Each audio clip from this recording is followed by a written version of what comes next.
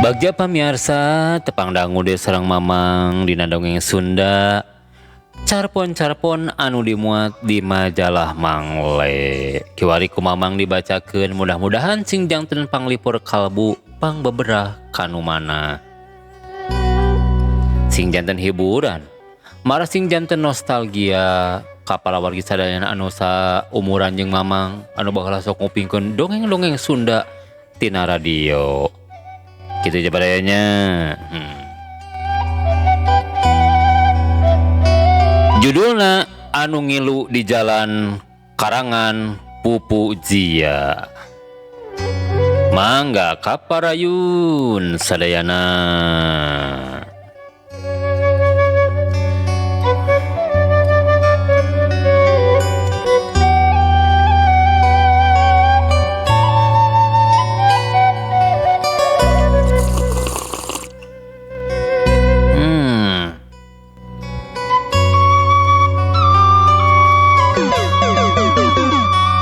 Nanti di kanu gitunya.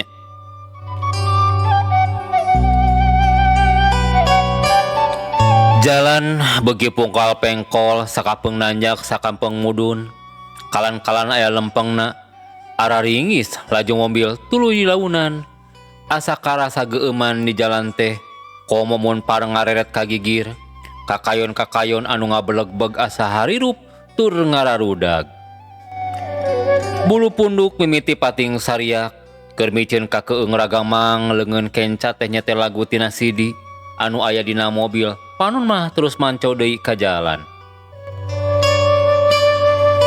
biasana mah indit ngaliput kanu jauh kieu teh sok dibaturan ku Jang Adung wartawan ngora nu keur meujeuhna buta tulang buta daging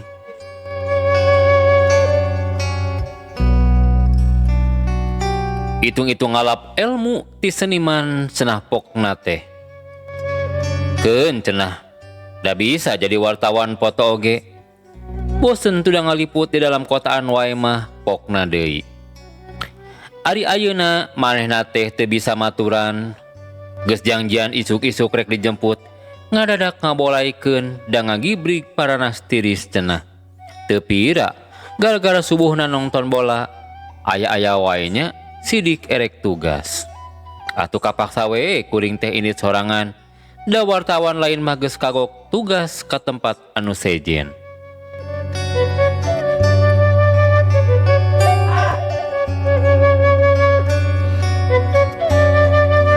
keur anteng nyetiran bae jeung hariringkeun lagu nurutan Wirahma tina tep mobil rada ngarenjag sok sanajan jauh keneh jeung ukur kacaangan ku lampu mobil sidik di tengah jalan teh aya anu ngabedega hate mimiti tagiwur moal kitu begal apan ayeuna teh usum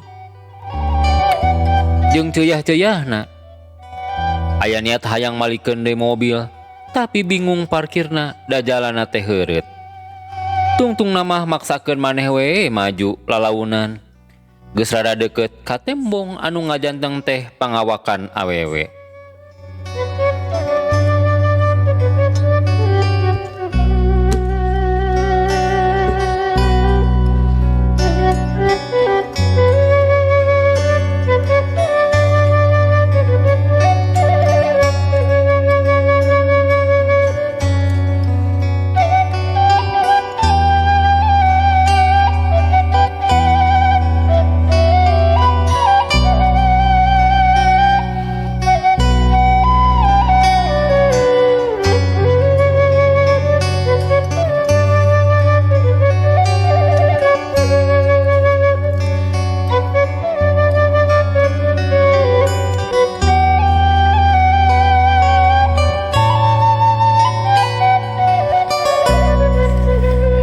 Di tengah-tengah papakeanana basajan tesing sarwa bodas kitu oge sukuna napak kana lemah geus deukeut pisan mah kapaksa mobil teh eureun manehna tuluy nyamperkeun bari ngetrokan kaca mobil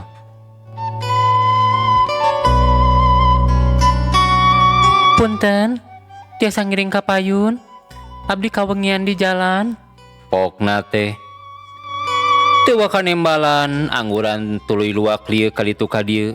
Bisi ieu wanoja teh pamancing begal. Nu kabayang teh barang panto mobil dibuka, burudul balad-baladna anu nyumput tina rungkun.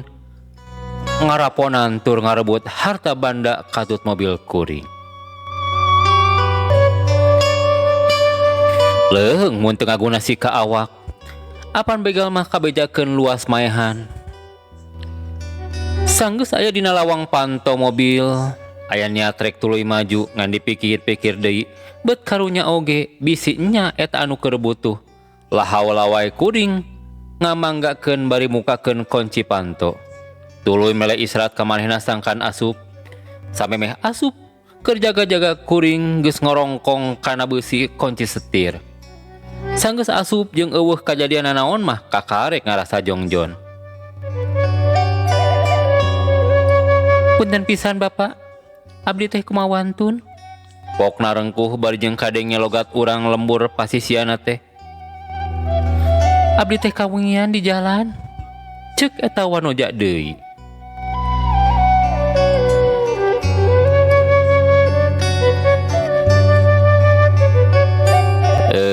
Dupitos ti mana?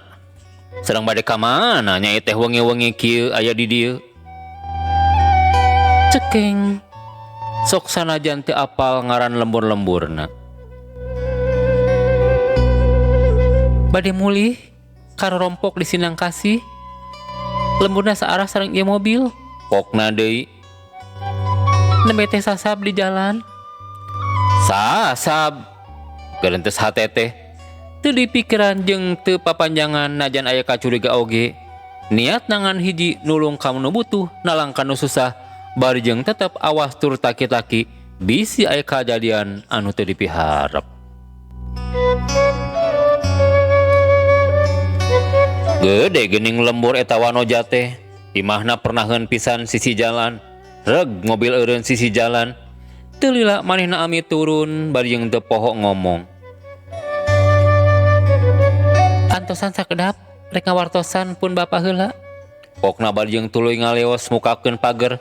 Tuluy muru-buruan samemeh asup kana panto ngaliuk heula ka kuring. Beuki peuting, beuki jempling, najan lembur gede karasa tiiseun, sakitu aya di sisi jalan raya. Ngawawancara teh, popohoan teuing, sumanget mupu data nepi ka poho kana waktu. Jeung narasumber aya data di ditu tuluy di teang, aya data di dieu tuluy di teang. Balukarna kuring kudu balik peuting-peuting, keukeuh dipasang monok oge teu bisa da diudag-udag ku deadline. Sanajan jalan utama langka pisan mobil anu lalar liwat. Sabot nungguan teh 10 laju ka 20 menit teu emol-emol deui wanoja anu nitah ngadagoan teh. Asa piraku rek tuluy da tugas nganterkeun ka imahna mah geus kalaksanakeun. Tapi beut jadi melang oge bisi eta wanoja teh kumaha onam. Tapi da piraku di mana sorangan atawa bawa-bawa lain imahna tungtungna eleh deet maksakeun maneh kuring turun.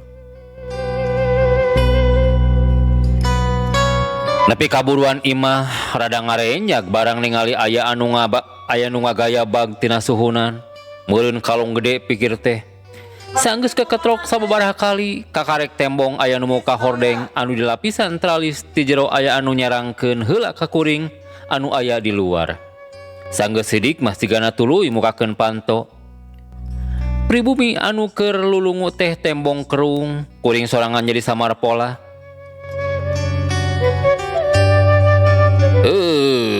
Saha teh anya? Pokna teh siga anu lulungu.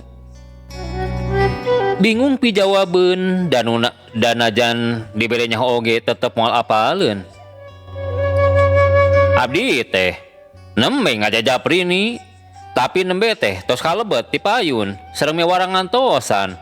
Nanging dugi ka ayeuna teu kaluar deui, tembal teh sajalan trahna. Ngadengi katerangan kuring kitu, pribumi teh bangun anu reuwas. Leres eta teh, pokna siga anu muguhkeun deui. Moal tiasa lebat da salilana ge da salian dikunci teh. Slot panto oge dilebet.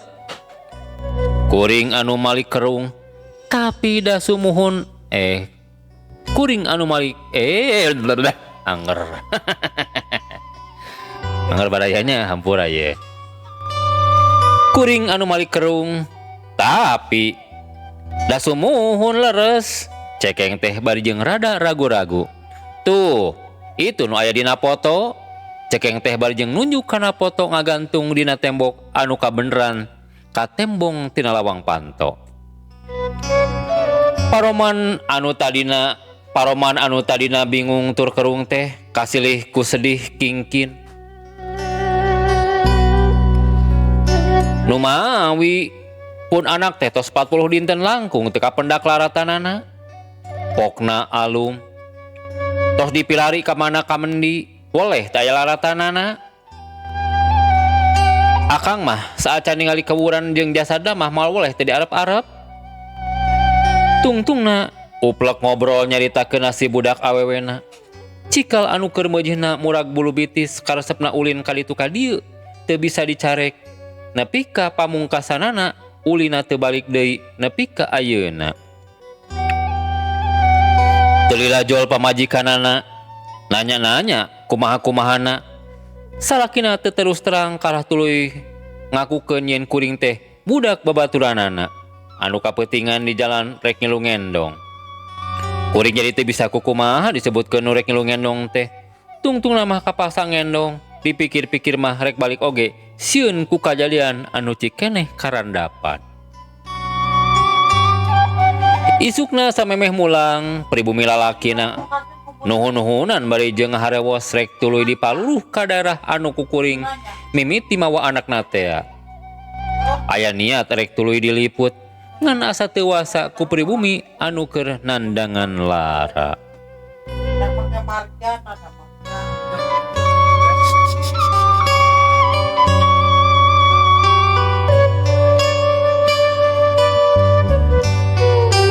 Pabeberang sanggeus nepi ka kantor aya SMS. Layon pun anak teh kapendak ti leuweung anu harita aing ngaku pendak di jalan dugi ka dijajabkeun anak ka bumi. Nuhun pisan nya Innalillahi wa inna ilaihi rajiun. Pamugi ditampi iman sinareng Islamna. Kitu oge keluarga anu dikantunkeun pamugi sing dipaparin katabahan. Sabaraha poe ti harita ngedit berita meunang nulis jang adung nu ngahaja ku kuring teh ditugaskeun pikeun ngaliput wanoja anu leungit sabulan leuwih teh geus kapanggih layonna ti hiji leuweung geledegan. Tetela eta wanoja teh dibibita diajak ulin ku kabogohna. Teu nyaho tungtungna mah dibawa ka leuweung digadabah tuluy dipateni. Nu boga dosana kiwari geus ngaringkuk di pangberokan rada sieun oge macana. Lain sieun pedah geus kapapanggihan jeung anu kararitu tapi ieu mah sieun lantaran sarua pada boga budak awewe. Tapi ketang rek awewe rek lalaki zaman kiwari mah sarua melangna. Aduh tamat pamiarsanya lah.